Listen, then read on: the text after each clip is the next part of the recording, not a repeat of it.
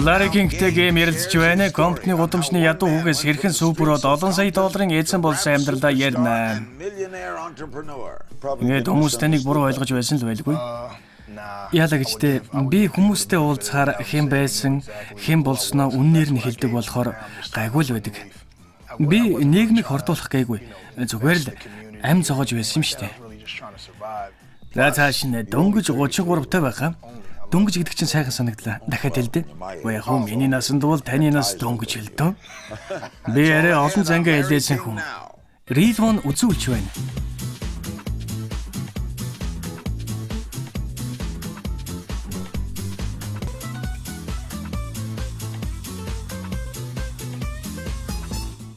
За ингээд Larry King-ийн ярьцлагыг эхэлж байна. Олон сая цамаг борлуулж хийд кинонуудад дүр бүтээж өөрийнхөө reality show-г хөдөлдөг Grammy-д нэр дэвшиж байсан рэпер Robin Hood төслөөрөө та бүхэнтэй уулзах гэж байна. Game өөрийнхөө мөнгнөөс 1 сая долларыг дэлхийд даяар тусламж хэрэгтэй байгаа хүмүүс таньдвалсан гэсэн. Game-ийг тавтан морил гэж урьж байна. Robin Hood яг юуны төсөл вэ? Ингээд яриагаа эхэлцгээе. За, Robin Hood төсөл маань ядуу зүдүү хүмүүст чиглэнэ. Нэг удаа Австралид явж байлаа. Хүнсний дэлгүүр орох гээд явж байсан юм л да. Тэгэхэд надад $100 л байсан байх. Австралийн мөнгөнд тэмдэгтэр л дээ. Хүнсний дэлгүүрт ороод бараг $78 худалдаа хийсэн. Гараад иртэл машины зогсоол дээр 2 хүүхэд хөл бөмбөг тоглож байдаг юм байна. Тэр нэгээрээс ирсэн ах トゥ хоёр юм бэлээ л дээ. Би 3 хүүхэдтэй. Ер нь хүүхдэд хайртай болохоор ч тэр юм уу энд тэнд явахдаа хүүхдүүдтэй ярилцах их дуртай байдаг л да. Тэгээд нэрийг асуусан чинь Джон гэж байна. Би халаасанд байсан $20 тэрэнд өгсөн. Тэр хүүгийн царайд инээмсэглэл тодроод их баярлсан шүү. Гэр бүлэрээ нэгээрээс ирсэн. Тэндээс холгүйхэн амьдрдаг гинлээ. $20 амьдралд нь ямар ихтэйм болохыг хэлээд гэртээ харж ээжтэй өгөхөр яарч байсан шүү. Тэгээд би цааш нь тоглолтоо үргэлжлүүлсэн. 3 хоноход евро унтаж чадсангүй. Ягаад гэвэл тэр хүүд туслах бодол толгооноос салаагүй. Би өдөрт $200 явдаг л да. Тэр үед хүүд бүгдийн өгмөр байсан чи өгч чадаагүй. Үнэн дээр гэвэл би тэр хүүд санснараа тусалж чадаагүй шүү дээ. Тэгээд тэр өдөр Robin Hood төслөө хэрэгжүүлэх санаа гинтхэн төрсөн юм. Би энтхийн $100, тентхийн $200 Австралийн гэр оронгүй хүмүүст өгч эхэлсэн. Нэг удаа Instagram-аас амиа алдсан охины зургийг олж хараад тэгээд бизнес менежертэй эцгийнхтэй холбоо барихыг даалгасан. Би оршуулгын зардал $10,000 энэ гаргаж өөрөө хүртэл очсон шүү. Ер нь бол Robin Hood төсөл гэж энэ л дээ. Ингэж л эхэлсэн. За тэгээд л сая доллар андивлах гэж байгаа юм байна, тийм ээ. Robin Hood баячуудыг дээрэмдээд ядууст тараадаг. Харин та болохоор зүгээр л өөгдөг Robin Hood юм байна. Тийм ээ, зүгээр өгнө. Өглөгч хүүд ч юм уу. Яаж хэрэгжүүлэх вэ? Хүмүүс таныг та хүмүүсийг хэрхэн олж хүрэх вэ? Цахилгаан шууд ашиглана. Хэдэн өдрийн хугацаатай ашигын бус хандивын аян зохион байгуулахаар бас төлөвлөж байна. Цаашдаа энэ ажил маань бүр өрнөнө. Бид энэ төслөө улам өргөжүүлэх бодолтой байгаа. Өөр туслах хүсэлтэй хүмүүсээс хандив татна гэж юу? Яг тийм. Хүмүүсээс мөнгөний аваад та бусдад тараах нэ дээ, тийм үү? Яг тийм. Би цуглуулад өгнө л дөө. Khloe Kardashian, Lala Anthony бид гурав хэдхэн хоногийн өмнө Top Dog Entertainment-тэй хамтарч 5,000-ыг босгосон юм. Нийтдээ 20,000 болсон. Тэр мөнгийг Marta Sanchez гэдэг 7 хоногийн өмнө хүний гарт амиа алдсан эмэгтэй ар гэрээхэнд өгсөн. Туслахыг хийсэн хүмүүс саналаа ирүүлж байгаа. Дандаа гэм тэргээ охирогчдод өгөхгүй үстэй. Ер нь бол үгүй. Larry юу л да. Ямар нэгэн таагүй юм олж сонсохоор миний сэтгэл их эмзэглээд явчихдээ. Миний мөнгө хандивлсан хүмүүсийн түүх бүгдээрээ сэтгэлийг минь эмзэглүүлсэн болохоор л тэр шүү дээ. Тэгээд л төслийн маань санааж гисэн энэ дээр чи бас гарсан л гэж боддөг юм л да. Та бид хоёрыг үзээд сууж байгаа хүмүүс тантай яаж холбогдох вэ? Instagram-аар дамжуулах юм бол илүү амархан. Бас хамгийн шилдэг арга л да. Таныг гейм мөн гэдгийг яаж мэдв? Докюментари гэж нэртэй байгаа. Докюментари гинэ. Тийм ээ. Миний Instagram миний анхны цомгийн нэрээр байгаа. Сэтгэл үлдээх юм уу, өөрийнхөө тухай бичиж үлдээвэл би олж уншчил таарна л да.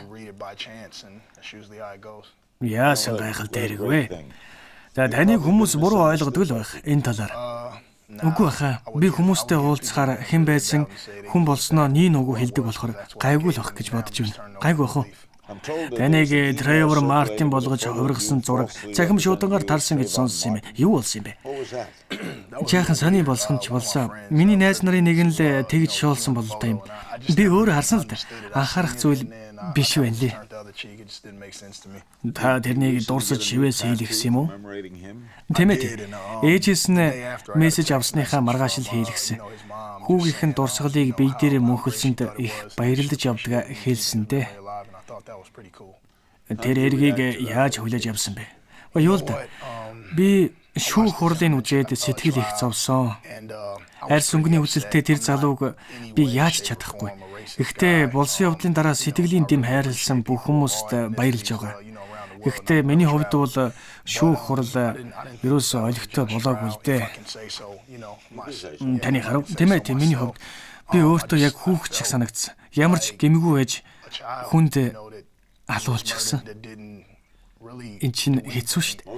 Хүмүүсийн ярихнаа хүн амны хэрэгээр яллагдж байсан юм лээ. Тэмээ. Тэгхэн зөв юм уу?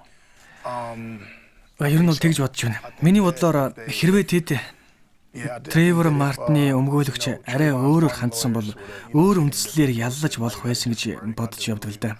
Гэхдээ өнгөрсөн асуудал. Та хүмүүжил сайтай байхаа тийм ээ? Тийм ээ, гайгүй шүү. Хүмүүжил сайных Робин Гуд төслийг санаачилсан уу? Ер нь бол миний амьдралдаа үзэж туулсан сайн муу саад дотгор хар юмс өнөөдрийн намайг бий болгосон гэж бодож явдаг л да. Залуу байхдаа ч бас хэцүү л байсан үе байхын ч байгаа. Яларигийн эсэгт гейм нэрийнхээ учрыг тайлбарлана. Ямар учраас хип-хопд цахиур хагална гэж гарч ирсэн юм болоо. Би таныг хүндэлж байна.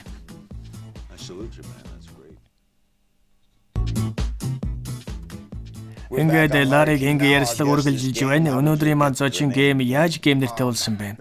Гейм гэдэг нэрийг надад эмээ маань өгсөн. Одоо хөрхий бурхны оронд байгаа л да. Тун сайхан ээлдэг ааштай. Тийм л тэхээс хатагтай байсан юм да. Би багтаа сагсан бөмбөг, усан сэлэлт, Америк хөл бөмбөг, бейсбол, видео тоглоом гээд юм сайн. Авхаалжтай хүүхэд байсан болохоор сэргэлэн хүү байна гээд намайг гейм гэж дууддаг байсан. Тэгээд тэр цагт Техаст авхаалжтай хүнийг гейм гэдэг байсан юм байлээ л дээ. Тэгээд л рэпер болохдоо энэ нэрээр алдарсан. Ерөнхийдөө бол бүх юмд доктор Лагхун гэдэг утгаар өгсөн.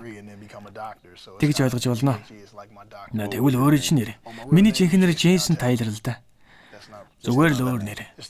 Тэгэхээр овогчгүй, юучгүй зүгээр л гейм байх юм тийм үү? Зүгээр л гейм.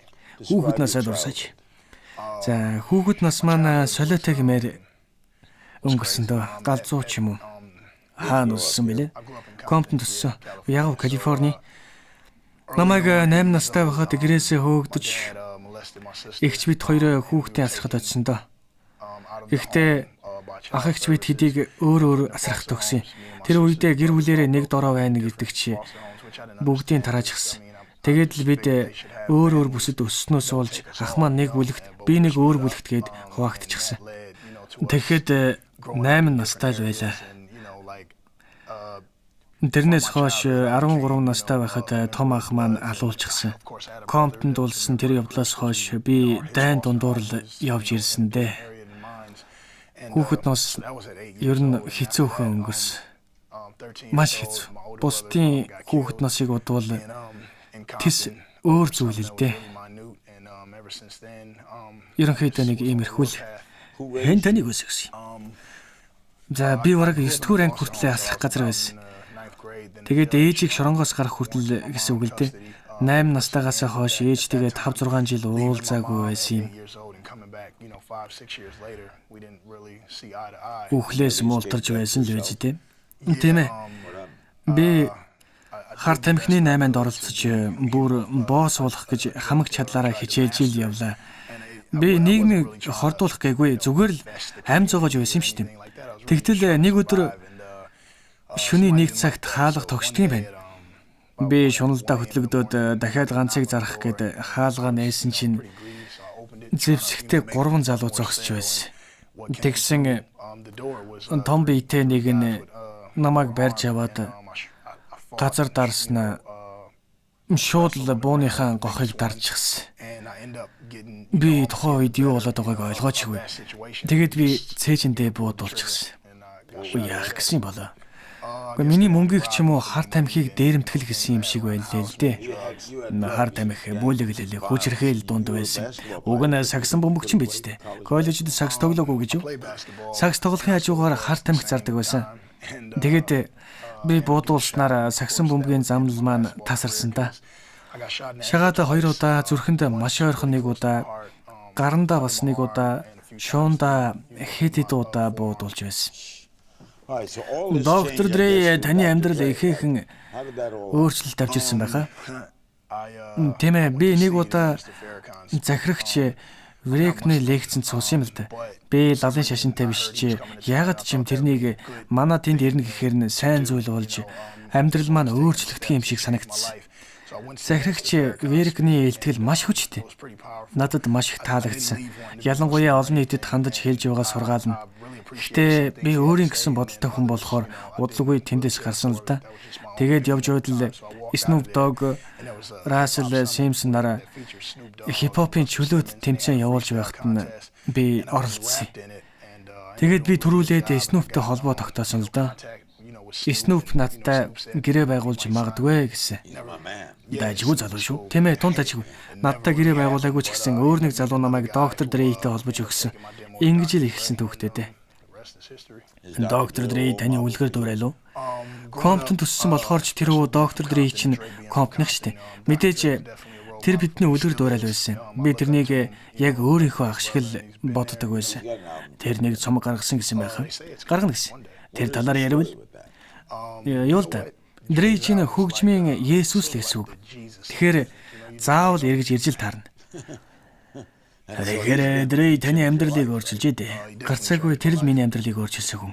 Юу таныг хипхопт сайн болгосон юм бэ? Таны ялгаа яг юу юм? Миний ууган хөтөрсөн. Миний хөө Харлем төрхөөс өмнө 13 таа байхад ах маань нас барснаас хойш надад амьдрал хамаагүй санагдах болсон. Надад итгэж найдах юу ч байгаагүй.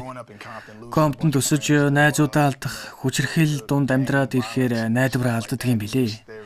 Ууган хүүгээ төрсний дараа амьдралыг чухалчилж харсан да.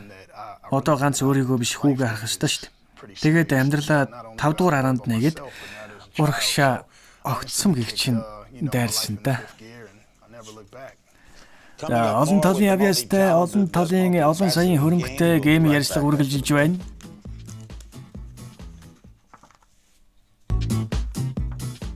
Хэрвээ яарч зовсон хүмүүс туслах гэж байгаа геймийн санаачилсан Robinhood төсөлд оролцоорой. Мөнгө өгөх гэж байгаа бол тэр чигсэн $100 тараах л гэж байгаа. Тэгэхин тулд та тантай яаж холбогдно гэлээ дахиад хэлээч. Миний Instagram-аар холбогдож болно. Докюментари гэж нэртэй. Докюментари гэдэг чинь таны анхны цомог байхаа. Тийм ээ. За, таны хөгжим дээлсэн ховсгол чинь амгалан Есүс байхаа. Тэр талаар ярихгүй юу? Тийм ээ, амгалан Есүс. Амгалан Есүс бол ихэнх рэперийн зүүдэг хүч зүүний гинжилдэ. Би 99.9% Христийн шашинтай. Би амгалан Есүсийг хийхин тулд байсан хэдийгэ бүгдийг зарсан л да. Яагаад гэвэл би өөрөө Есүс бүрэн дүрэн байдаг гэдэгт итгэдэг болохоор энгийн юм хийж болохгүй л дээ. Их төвөгтэй. Хэрвээ та Есүст итгэдэг бол айлдсан бүх сургаалын дагах хэрэгтэй болж байгаа юм. Би энэ сэдвийг цомог болгоход тохирно гэж үзээд л тэгээд энэ цомогтоо шаргуу ажиллаж энэ цомогоо гаргаж энэ ажлаа хийсэндээ бүр итгэдэг гэж юу? Би Есүст бүр итгэдэг. Хипхоп хүчирхийллийг өсгөдөг. Хипхоп бүгдийг өсгөдөг. Тааж дуулдаг юу? Тийм ээ, би дуулдаг. Хүчирхийллийг өсгөдөг байсан ч зүгээр гэж юу? Гэхдээ бас буудал цааныг бууруулж солонгоор тоглохыг болиулж чадахгүй шүү дээ. Ийм л эдв. Зүгээр л урлаг шүү дээ. Хүүхдүүд чинь дуулдаг. За, миний том хүү Майли Сайрусыг үзэж дуулах тухай бодох завгүй л байдаг. Дунд хүү маань харин хөгжимд дуртай, мэдэхгүй дуу гэж байхгүй шүү. Мэдээж хэрэг радиогийн хувилбараар нь илүү мэддэг. Тэгэхээр охин маань яахыг харж илвэ. Нэр алдартай байхыг юу гэж боддог вэ? Би өөрөө юу? Дэмэ. Миний хувьд гэвэл би өөрийгөө бүрэн ойлгодог. Бас энэ амьдарч байгаа ертөнцийг ч гэсэн. Гэхдээ би даруухан байхыг хичээдэг л дээ. Тэгэхгүй бол нисээд явчих штеп. Алдар тарахаас өмнө одоогийн өөрийнхөө байгаа байдлыг маш сайн ойлгож явгаа. Би босодтой л адилхан энгийн хүн шүү дээ. Дэлгүүр орж, хүнс цоглуулах, цэвэрлэгэнээс хувцас авах гэд бүгдийг л өөрөө хийдэг. Зүгээр л өдөр тутмын энгийн амьдралаараа л амьдарч явгаа. Энгийн амьдралдаа ч дуртай. Эннээс гажиж болохгүй шүү дээ. Гажих юм бол хүн буруудна. Өмнөх амьдрал одоогийн мөнгө зоостой хангалуун амьдралаа харьцуулж үзээд яг юу гэж боддог вэ?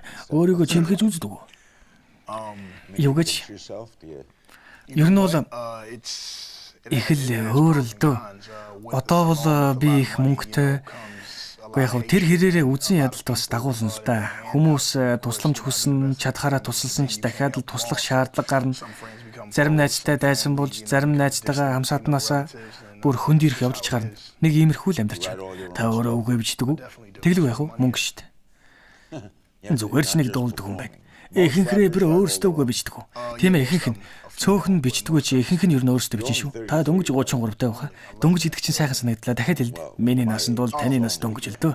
Би арай олон зангаа илээс хүн. За тэгэхээр цаашдаа яах бодолтой байна? Магадгүй 50 хүрчгээд рэп дуулаад байхгүй л автай. Тийм биз дээ. За би 50 нас хүрчгээд рэп дуулаад баймааргүй л байна л да.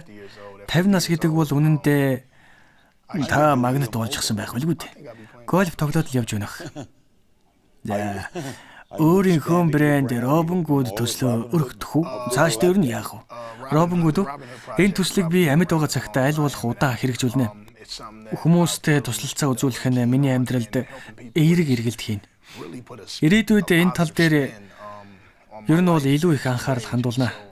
Би 60 хоногийн турш 30-аас 40 хүнтэй фитнес хийж бас каньонд өглөө бүргүүн энэ ч л миний амьдрал тийм ээ.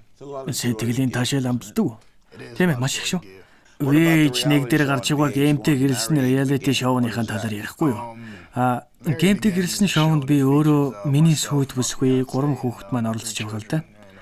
Найс нөхөд гээд өдөр тутмын амьдрал минь гарна. Ер нь бол жаахан хэцүү. Эхний бүлгийн 6 ангийн төгсгөлд хурмаа хийгээд дуусч байгаа. 2 дугаар бүлэг гэж байхгүй гэж ярьсан. Гэтэл 2 дугаар бүлэгт нь бид гэрлээгүй л байж өгдөг. Тиймээс дараагийн бүлэгтээ яагаад гэрлээгүй байгаа шалтгааныхаа талаар тайлбарлаж гарна гэж бодож байгаа. Ерөнхийдөө бол зургатаар амьдралын шийдэл заавал гэсэн үг л дээ. Үеийнгийн залуустаа наа тийм үү гэрлээгүй байгаа гэж юу? Үнэн дээр бол болохгүй нэ Лари. Цаанаасаа тэгээд байна. Тэр ямар юм ээси? Гүй намайг туслахтай минь хардсан. Би Парис явсан юм л да. Туслахтайгаа юу? Гүй. Олуулаа. Би туслах гээд 10 гаруй хүнтэй явсан. Тэр өөрөө утсаар ярьснаас хойш хормоо хийгээгүй л байна. Тэгээд нэг иймэрхүү л Парис руу яах гэж явсан. Тэнд 4 хонсон. Тэр сургуулийн багш юм л да. Хичээлтэй байсан. Жинхэнэ шалтгаан гэх юм бол тэр 30 хүүхэдтэй ангид хичээл заадаг болохоор очихоос өөр аргагүй л хөрсөн юм л да. Хэдэн настай хүүхдүүд юм. 3 дугаар ангид хичээл заадаг гэхэр чинь таны хүүхдүүд хэд 50? 16, 3 настай. 10 настай хүүчнээ гэрлэх тухайг чинь асууж байна уу? Том насуугаагүй. Харин 6 настай нэг шалгаадаг бололтой. Дэмэ, тийм ээ. Та тэгээд гэрлэх юм уу? Нэг л өдөр гэрлэндэ, гэрлмээр ч байна. Сүйт бүсгүйхээ ааштай өдөр гэрлэхгүй, аашгүй өдөр нь гэрлэх үү? Би ер нь яагаад энэ тухай яриад байна? Тийм ээ, галзуу юм аа. Тань руу мессеж ütсэн юм уу? Айгүй. Та өөрөө л хувийнхаа асуудлыг реалити шоу болгож нийтэд дээлгэж байгаа шүү дээ.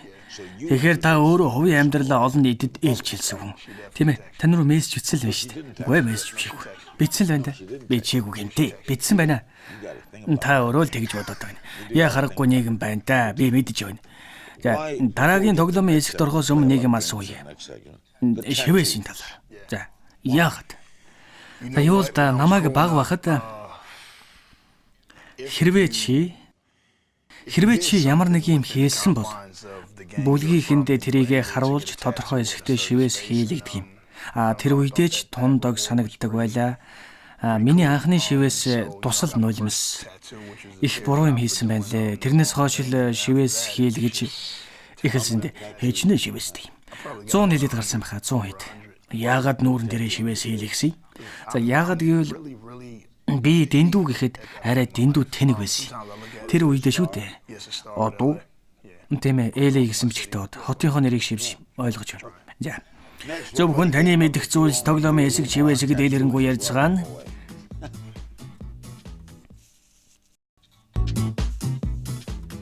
За тэгэхээр геймтэй яахан тоглоом тоглоё. Удахгүй миний дөрсөн өдөр болно. Би ямар шивээс хийлэг үл дээ. За хэрвээ би Ларри Кинг байсан бол шууныхан дотор талд Мерлин Монрогийн хормон сөхөгддөг зургийг хийлгэх байсан. Тийм үү? Танд гоё зөв. Тэр киноноос хойш 70 жил өнгөрчтэй. Одоо ч гэсэн дотор гэж ирдэг хэвээрээ шүү. За шивээс хийлгэхэд ер нь өвддөг. Шин шивээс хийлгэх бүрт өвчин намдагч хэрэгэлдэг. Хийх бүртэл өвдөн штэ. Тодорхой хэмжээгээр өвдөлгүй яах вэ? Надад бол зовлон юм байна уу? Тий.